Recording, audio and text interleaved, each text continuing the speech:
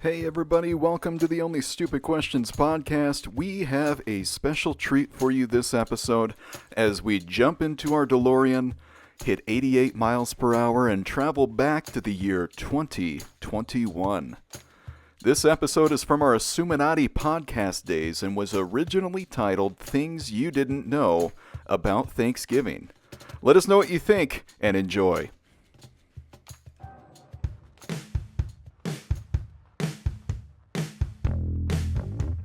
Welcome everybody to the Assuminati podcast. Oh yeah! Turkey for you. Keep going. Oh, he stopped. Turkey for me. The famous Adam Sandler turkey song. Adam Sandler in the flesh, everybody. Let's eat the turkey in my big brown shoe. Wow, you jazz that up. We gotta send that to Love SNL. to eat the turkey at the table. Gobble, gobble, gobble, gobble, gobble. Well, I'm thankful for you guys. I'm thankful for the Assuminati podcast. I'm thankful for this episode because 'tis the season. It is November 2021. Yeah. It is time for my personal favorite holiday, Thanksgiving. Yum, yum. Yeah, buddy. Yeah, Who you doesn't love it. Thanksgiving? Love Thanksgiving.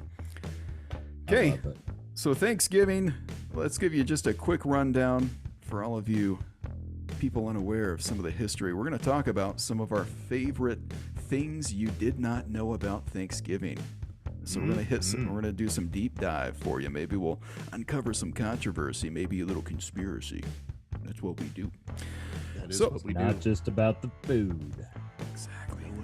Although that's usually the star. So way back, take a trip with me back to 1620. We're going way back. A small ship named the Mayflower left Plymouth, England, carrying about, I think it was a little over 100 people of religious separatists. I heard Plymouth rocks. You've heard correct. I thought Cleveland rocks. Okay, Drew Carey. This is something else. So they were seeking a new home where they could freely practice their faith, among other things.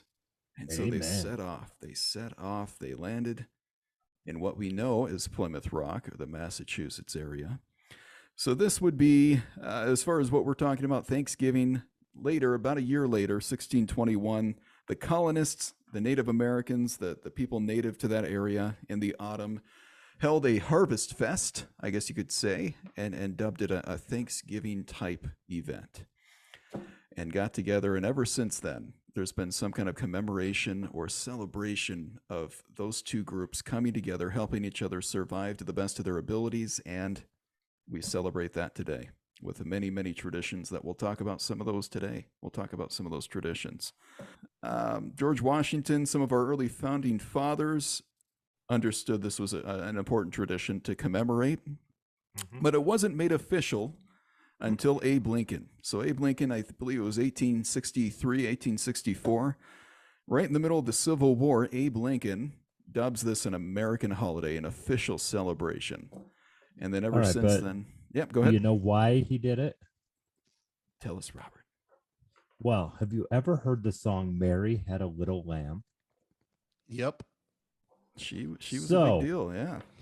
The lady who wrote that song is actually responsible for Thanksgiving becoming an official holiday. So even though the Continental Congress had declared the first Thanksgiving in 1777 as like a holiday, people fell out of the custom in the early 1800s. That's when Sarah Josepha Hale came along. As I said, she's best known for writing Mary Had a Little Lamb. She petitioned not just one, but several presidents to make it a national holiday, and it actually became one. She finally succeeded in 1863 when President Lincoln issued a proclamation. Hell yeah, she did. That's right. I think it took her about 36 years, from what I remember. Long time. 36 She was devoted years. to that cause. The mother of the Thanksgiving holiday we know today. Awesome. Yeah. Got old Abe to do it. For her. And then presidents since then have messed with the day or attempted to mess with the day. Some of it in reaction to the shopping holiday. Even as early as the 1900s, they recognized how important this shopping season is for businesses, and they've petitioned to have it moved earlier to extend the shopping season.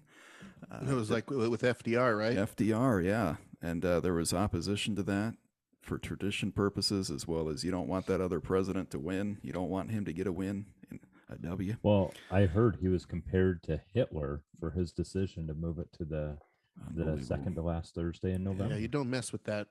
You know what I'm saying? Opposition. People get real emotionally involved. Yep, if that other person's on the other side of the aisle, we're going to fight whatever he wants. So, Yeah. Right. Did you know that when he did that, some states refused to acknowledge it, but then there was other states that really capitalized on it, and they had both holidays. They just did Thanksgiving twice in 2 weeks. nice. Yeah, I think it was about half and half, wasn't it? Yeah, that's pretty awesome. 2 22, Thanksgiving. 24. Yes. something like that. Exactly. The one for FDR and the one for, nostalgia. Yeah. Buddy. Speaking of nostalgia, so we've talked a little bit about where Thanksgiving came from. What was Thanksgiving to you growing up or even now? Robert, Bobby, you want to start us off, Uncle Bobby? Yeah, I mean, for me, Thanksgiving is all about the food and the gluttony. And when I was a kid, I remember we'd come together as the whole family.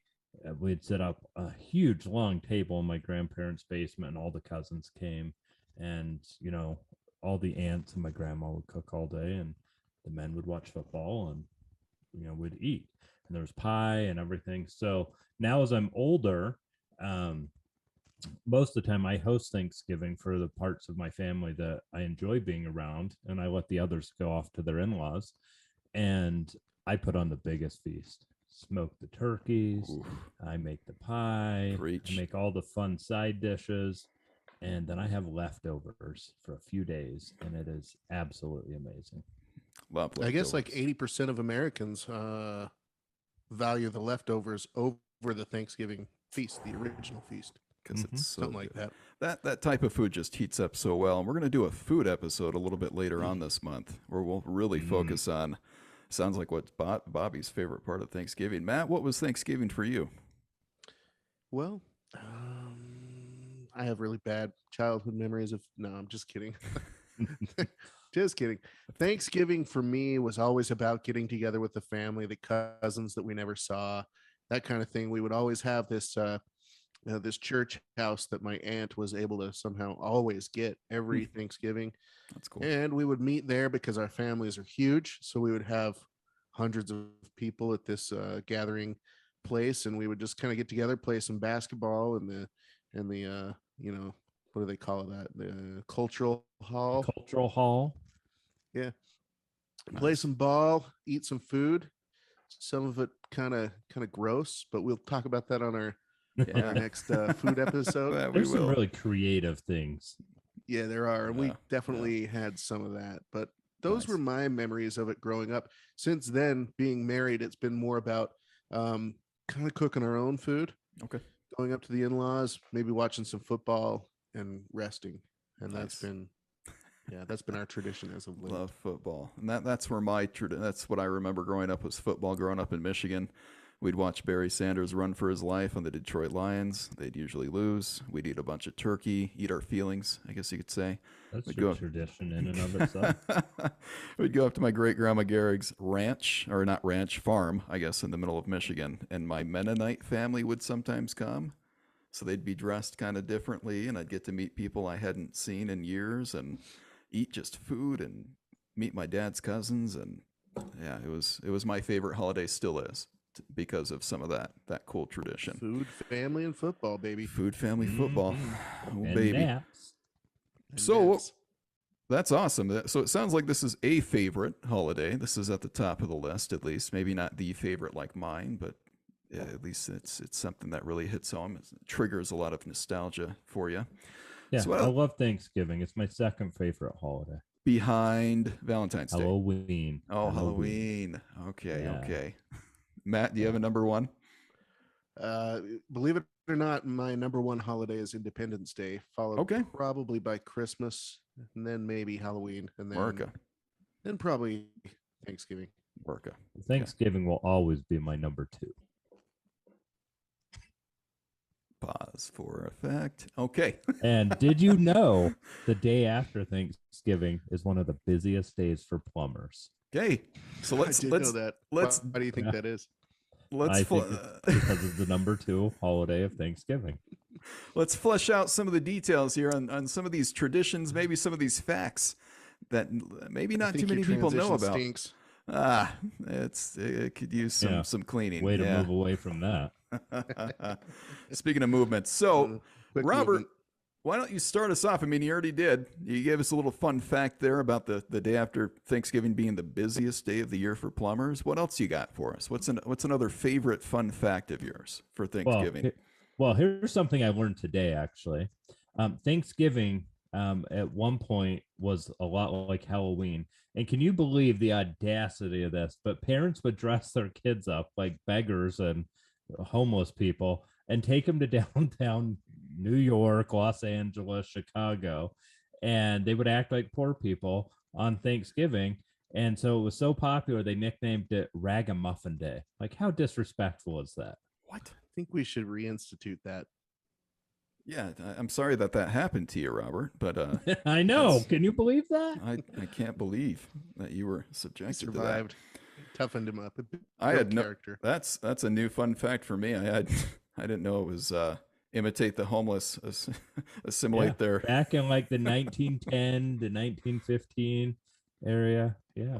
Okay. Rude. Okay. Early 1900s, turn of the century, maybe. Mm-hmm. Okay. Times is tough. Tough. And then go home and have a feast. And then you go cash in. Yeah. Wow. Any other little fun facts? That's blowing my mind. I gotta look up more info on that. Pretty uncool, man. I'll leave you with that one for now. I got some more I'll bring in. Cool. Matt, you got one? Yeah, the originally Thanksgiving was supposed to be a fast, not a feast. You guys probably read up on this. I didn't know that until today when I read up. I didn't either. Hit us with it, man. Yeah. So let me just read this to you real quick because he can explain it a lot better than me. This is this history professor, Ken Albala. Okay. Maybe I'm saying that wrong. Albala. It was in the San Francisco Chronicle. He said a Thanksgiving was a practice with a far different intentions and traditions that gluttonous feasts we associate with the holiday today. In fact, the event we point to as the first Thanksgiving wasn't even called as such. An actual Thanksgiving was an occasion for the pilgrims, specifically the more pious Puritans among them, to gather in a communal day of fasting and meditation, to give thanks for a beautiful harvest and reflect on how to improve upon their shortcomings as individuals. Sounds like the first Sunday of every month. It kind of does. And it sounds like we really took the opposite approach there, didn't we? As far as how we celebrate. Well, we sure screwed it up. I'll show you fast. I'm So going to eat 4,500 calories. I'll show you. That sounds like a challenge. America. Mm-hmm. Right. America. That's beautiful. Yeah. A fast turns into a feast. It's kind of like, though, it's kind of like Halloween, right? Okay. A little bit. I mean, I don't think Halloween is its original intention either, but Definitely not. I don't think it is either, but the candy's fun. Yeah, commercialize anything, right? Yeah. Love That's it. what we do. It's the American way. That is so American. So American. That's why I love the holiday. To me, Thanksgiving's almost as patriotic as July 4th. I think it's right up there. I know that Canada actually has claimed that they did it first, by the way. I don't know if you guys stumbled upon that. Maybe we can dive into that a little bit deeper. One of my favorite fun facts was about the Macy's Thanksgiving Day Parade. Do you guys ever sit down and watch that? Sometimes. When you can catch it. I've got a little fact for you. Preston was in the Macy's Thanksgiving Day Parade a couple years stole ago. my thunder, Nice. but it's your thunder to give here, sir. I wanted to really promote Preston and his accomplishment of making it into the Macy's Day Parade. That's a big deal. Yeah, Davis High School marching band, baby. That's a big Back in deal. 2018, awesome. probably. I watched it. 2018. Yeah, we were fans. Yeah. And that's such a cool tradition. I mean, it's pretty early for us in the Western Mountain Time Zone, but I remember growing up in the Eastern Time Zone. It was that's what you did when you woke up on Thanksgiving. Is you turned on the parade. The fun fact that maybe not many people know about. So when it began in 1924, Macy's Thanksgiving Parade did not have giant balloons. That was tough to pull off back in the early 1900s. In They fact, hadn't invented helium yet. they paraded live animals. That was a tradition. We're not I hope talking they slaughtered them at the we're end. not talking dogs, cats, That's what they ate. and cows here. Mhm. We're talking elephants, tigers, Wow. giraffes, all on loan from Central Park Zoo. So they would empty the zoo and parade them down the boulevard. What do you I think of can't that? see how that could ever go wrong. I know. I can't believe that. They didn't come up with the hot air balloon idea until 1927, so it wasn't too much longer. Maybe something happened. Maybe a little tiger got loose. Felix the cat was the first official balloon, 1927, and then it blew up from there. So do you know how at the end they used to just release all those balloons up into the air, and then they would pay $50 to people who would find the balloons, bring them back. Huh, I wonder who floated that idea. I don't know. But joke was on them. When they would raise high enough, they'd just blow up in the atmosphere, so they couldn't reuse them. So it just Load off. so Yeah. that idea fell They flat, just I guess. blew off some steam. Okay. Yep. I thought that was cool. Live animals from the zoo. Are you kidding me? That's so 1920s America, if I've ever heard something. So, Mhm. and then yeah, they eventually did the balloons. Those are super fun for the kids to see and to watch. I thought it was pretty neat. Let's throw it over to Robert for another fun fact. Well, Adam Sandler felt bad for people because there wasn't a Thanksgiving song, so he wrote one, right? And it was really good. But did you know that was not the first Thanksgiving song? Okay. Have you ever heard of a song named Jingle Bells? Yes, indeed. Lay that on us. Yeah, Jingle Bells was originally written for Thanksgiving. So back in 1850, a guy named James Lord Pierpont, he was at a tavern in Massachusetts, and he was just so inspired about the town's famous sleigh races. So he sat down at the piano and started knocking out the tune. It was a hit, and it wasn't until later that somebody slightly altered the lyrics to sing it around Christmas. Wow. And Thanksgiving was robbed of its original tune. And if the name James Pierpont sounds familiar, it's because he's the uncle of J.P. Morgan. Really? It's true. Oh, small world. What a family that story. is. The uncle of John Pierpont Morgan, or J.P. Morgan. Wow. Like to be at that Thanksgiving dinner. Golly. Yeah. Mhm. Well, I apparently bet he it was poor. lush. The guy that wrote Jingle Bells was poor. Hmm. Yeah. Wow. Hmm. That is a fun Who knew? fact. I didn't know that until this week either, Robert. That's a great fun fact. That is a Jingle fun bells. fact. Good job, Jeez. Robert. Well done. So, did you also know, contrary to popular belief, it is not turkey that makes you tired? It's the tryptophan, isn't it? No, it is the turkeys are getting a bad rap. They are. All this talk about tryptophan. They don't have any more than chicken or No more than chicken or a or duck goose. or a Yeah. goose. So, do you know what makes you tired on Thanksgiving? Eating too many calories, probably. Doctor said it's the carbs. Yeah, Carbs. the two Yeah, darn- carbs. Is that what it darn says? Carbohydrates Mm. that you just ate. And did you know the average American eats 4,500 calories on Thanksgiving Day? That's ridiculous. That's like a baseline.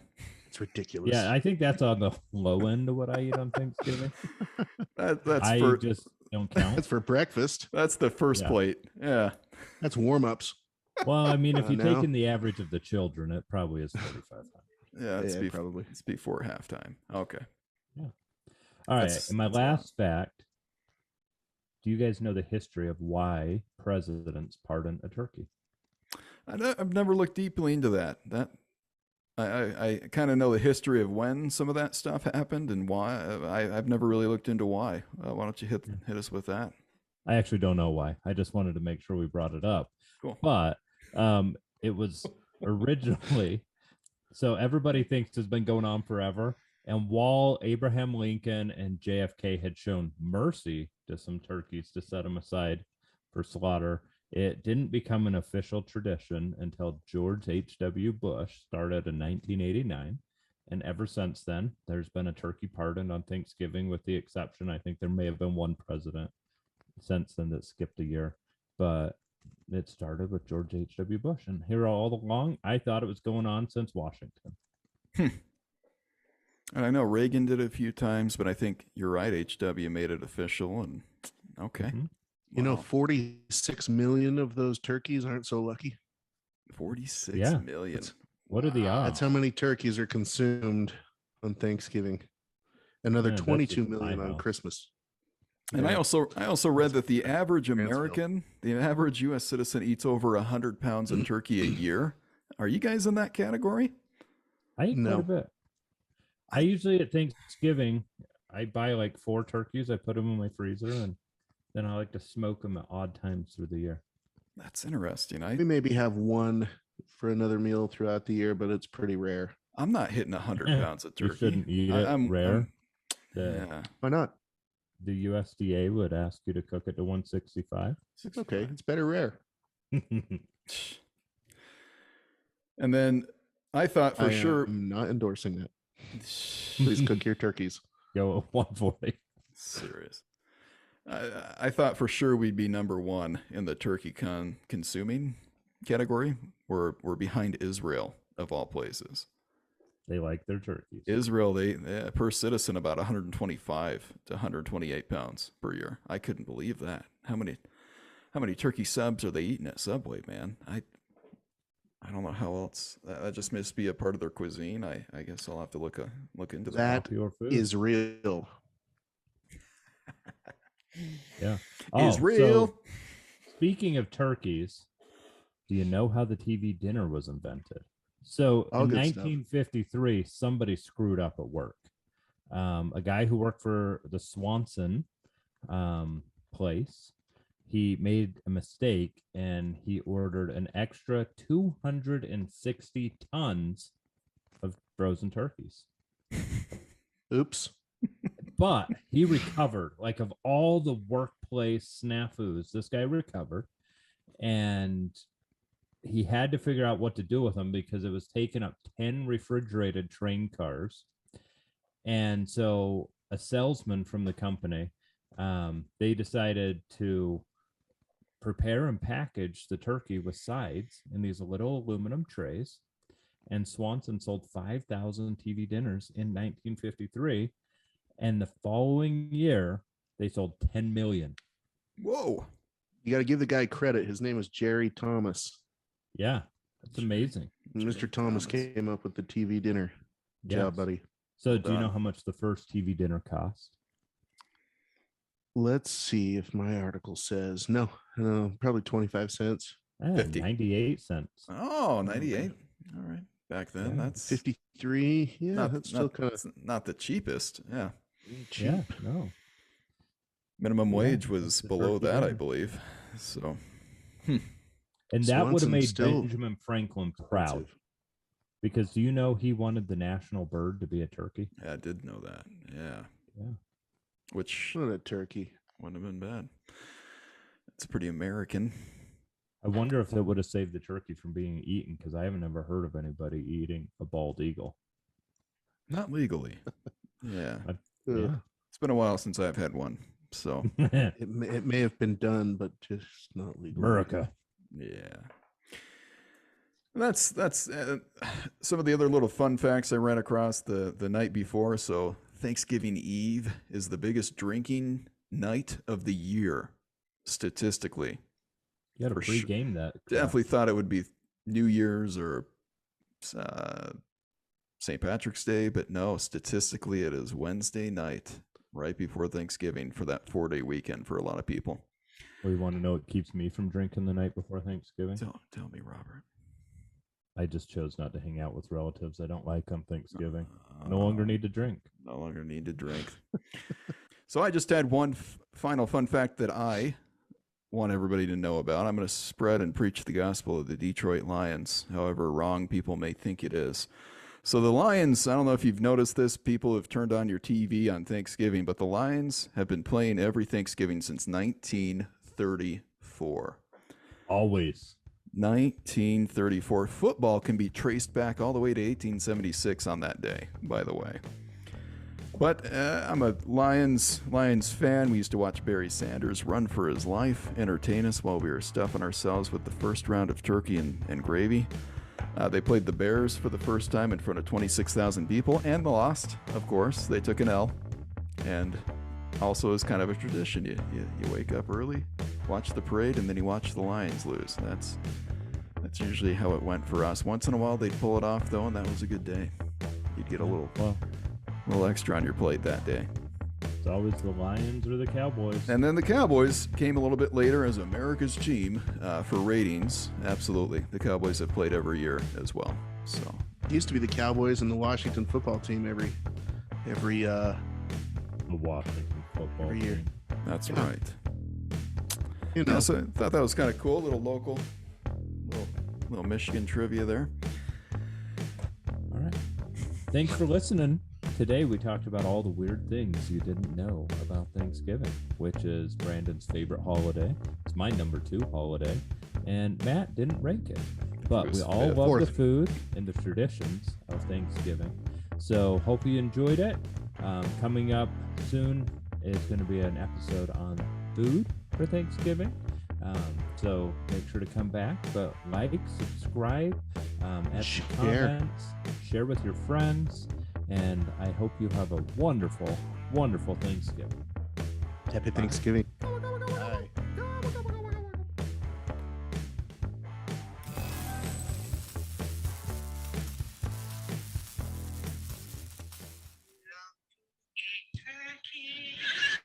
Yes.